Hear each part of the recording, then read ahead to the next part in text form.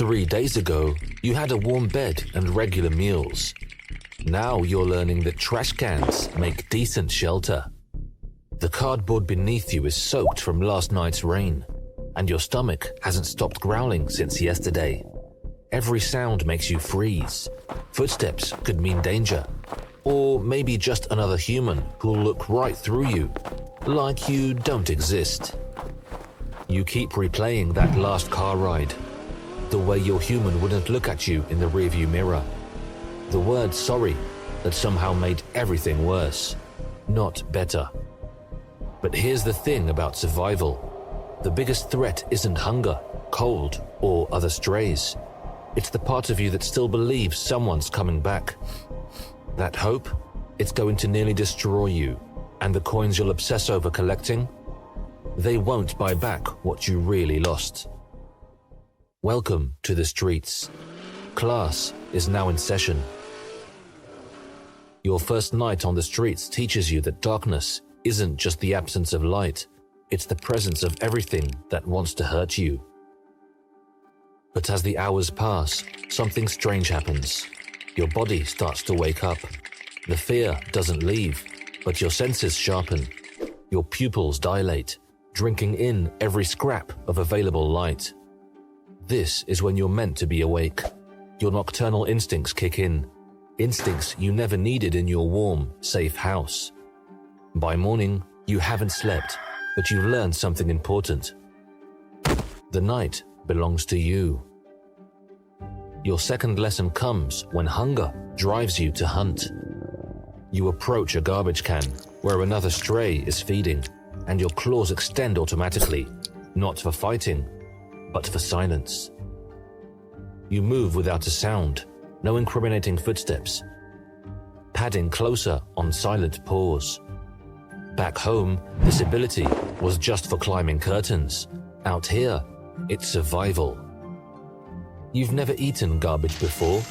The smell makes you gag, but hunger makes you desperate. You dig through coffee grounds and rotting vegetables until you find something that might have been fish once. It tastes like shame, but it fills the emptiness just enough to keep you moving. That's when you hear the growl behind you. You turn slowly and your heart sinks. The growl belongs to a massive raticate, easily twice your size, with yellowed fangs and scars across his muzzle. This isn't his first fight. "That's my territory, house cat," he snarls, circling you with predatory confidence. "And that's my food." Your first instinct is to run. Your second is to apologize. But something deeper kicks in, something you didn't know you had. Your brain is developed enough to hold grudges and scheme, and right now it's working overtime. You notice the way he favors his left side, the way his breathing is slightly labored, the overconfidence that comes from bullying smaller opponents. "I'm not a house cat anymore," you say quietly, your claws extending with a soft snick. He lunges first. Big mistake. You're smaller, but you're faster, and desperation makes you creative. You dodge left, rake your claws across his injured side, and dart up the nearest fire escape before he can react. From your perch above, you watch him limp away, muttering threats, but you're not listening to his words. You're listening to the lesson. Out here, your mind is your best weapon. Weeks pass, and the soft house cat who once slept in warm beds becomes something else entirely. You learn to mark your territory the way your instincts demand, scent marking the corners of your claimed alley, the dumpster that's yours, the fire escape that serves as your watchtower. Other strays learn to respect the boundaries or face the consequences. Your intelligence becomes your greatest asset. You memorize human schedules. When the baker throws out day-old bread, when the restaurant empties its scraps, when the security guard takes a smoke break, you're always 3 steps ahead. But it's during one of these observation sessions that you learn something crucial about the humans you watch. Crouched on a fire escape, you peer through an apartment window where a human sits with their glowing rectangle. what they call a laptop. You notice something interesting.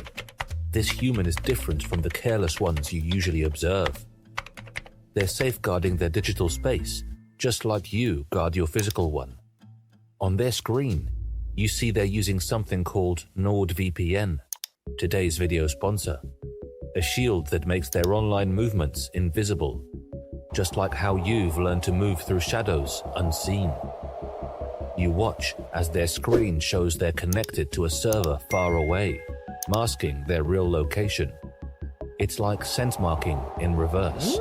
Instead of claiming space, they're hiding their tracks. Smart. The nordvpn.com/Poki-Dexo interface glows on their screen. Threat Protection Pro actively blocks dangerous websites, the digital equivalent of avoiding poisoned food. When they travel, they can access content from home, maintaining their connection to familiar ground, no matter where they roam. The 30-day money-back guarantee flashes on screen at nordvpn.com/Poki-Dexo. Completely risk-free. Even humans understand the importance of testing new ground before fully committing. So get protected today by heading to nordvpn.com/Poki-Dexo and grab an exclusive deal with 4 extra months for free. As you return to your claimed territory, you carry this lesson with you. The smartest survivors, whether cat or human, know when to be invisible. But even the wisest predators have weaknesses. And yours glitters. It's the shiny objects that really change you. Something in your blood, something old and desperate, pulls you toward anything that glitters. On the coldest night of winter, you sit in your hidden corner, arranging your collection. You organize them by size, by shine, by the hope each one represents. 17 bottle caps, 9 lost buttons, 12 coins of various sizes, and your crown jewel, a diamond earring you found in a storm drain, now piercing your left ear where you carefully worked it through. You touch the earring gently with your paw. It's the most beautiful thing you've ever owned, and it makes you feel valuable, important, like maybe you're worth something after all. Each coin is a promise you make to yourself. I'll be wanted again. But the earring is proof that you're already worth wanting. You count your collection again and again, because as long as you're counting, you're not thinking about how cold you are, or how your ribs show through your fur, or how long it's been since someone said your name with love instead of fear. The coins become your family, your security, your proof that you're worth something. By spring, you're no longer the confused, abandoned pet who cried for his humans to come back. You're a territorial, cunning survivor who trusts no one and takes what he needs. Which is why you're so surprised when someone tries to help you. The child can't be more than 7 years old, with scraped knees and a backpack too big for their small frame. They approach your alley slowly, holding out a half-eaten sandwich. "Hey, kitty," they whisper, crouching down to your level. "You look hungry." Every instinct screams danger. Humans lie. Humans leave. Humans say sorry and drive away. Your fur bristles as they inch closer, still holding out that sandwich. "It's okay," the child says softly. "I won't hurt you." But those words, those exact words, are what your old human used to say, before the fighting, before the money problems, before the car ride that ended with you alone on a street. Something inside you snaps. You lash out with claws extended, catching the child across the hand. They cry out, dropping the sandwich, stumbling backward. But your emotions are too raw, too desperate. Energy builds inside you, energy you've never felt before. It pours out in a burst of light and sound. Coins explode from your claws, clattering against brick walls, rolling across concrete. The child stares in shock, then fear, then runs. You stand there, breathing hard, surrounded by glittering metal. For the first time in your life, you've literally made money appear. And it drove away the only person who tried to help you. You're returning from a successful night of scavenging when you smell it. The scent of fear, confusion, and something else. Something familiar. Someone has left something near your dumpster. A cardboard box, soggy from the evening rain. You leap onto the dumpster rim to investigate, ready to drive out whatever intruder dared to claim your space, and freeze. Huddled inside the box, barely bigger than your paw, is a tiny Growlithe puppy. Its orange fur is matted and damp, its eyes wide with terror, and it's shivering from cold and fear. No note, no explanation, just another unwanted life thrown away like garbage. For a moment, you're back on the street corner, confused and alone, listening to the sound of your human's car driving away. The same confusion, the same betrayal, the same desperate hope that someone, anyone, will want you. The puppy whimpers pitifully, a sound you remember making, a sound that no one answered. Every survival instinct tells you to walk away. You barely have enough resources for yourself. This isn't your problem. But as you look at this tiny, helpless creature, you realize something that changes everything. You have the power to make sure this puppy never has to learn what you learned. You can't leave the puppy here. Your territory is too dangerous, too exposed.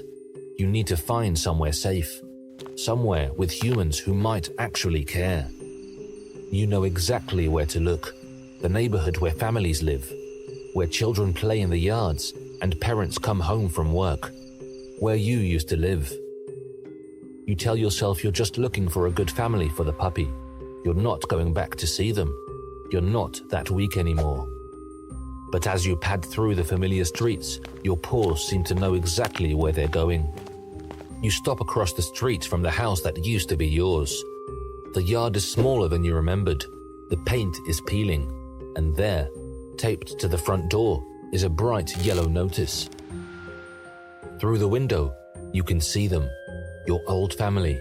The child, taller now, but still recognizable, is crying. The parents are arguing in hushed, desperate voices, the same way they used to argue about money. "We can't afford the rent," you hear the mother say. "We can't afford anything. How did it get this bad?" The same desperation that led to your abandonment is still destroying them. They're still drowning in the same financial crisis, maybe even worse now. You look down at the Growlithe puppy in your mouth, then at your old family facing eviction. And suddenly, you know exactly what you have to do. That night, you make 3 trips. First trip, you carry the Growlithe puppy to a house 2 streets over, where you've seen children playing gently with their dog. You leave the puppy on their doorstep with a small pile of your shiniest coins, enough to show he's valuable, worth caring for. Second trip, you return to your hoard. 17 bottle caps, 9 lost buttons, 12 coins. Your security, your proof of worth, your family. You gather every single piece. Then, with trembling paws, you reach up and carefully remove the diamond earring from your ear. It's the most beautiful thing you've ever owned, the thing that made you feel valuable, and now you're giving it away. Third trip, you slip through the shadows to your old house. The eviction notice glows yellow in the street light. You can hear the child crying inside. You arrange your entire collection on their doorstep. Every coin you've found, every shiny object you've hoarded, the diamond earring that was your crown jewel. Then you take a deep breath and focus. Energy builds inside you, and you create one final coin, a payday coin, unique and unmistakable. You place it on top of the pile. If they remember, they'll know who left this. They'll know their lost friend never forgot them. As you place the last coin, something inside you shifts. Not your body, your heart. For the first time since your abandonment, you're not thinking about what you need. You're thinking about what others need, the ones you love. The light surrounds you, warm and bright. When it fades, you're no longer the small, desperate cat who hoarded coins out of fear. You're Persian, and you finally understand what it means to be truly valuable.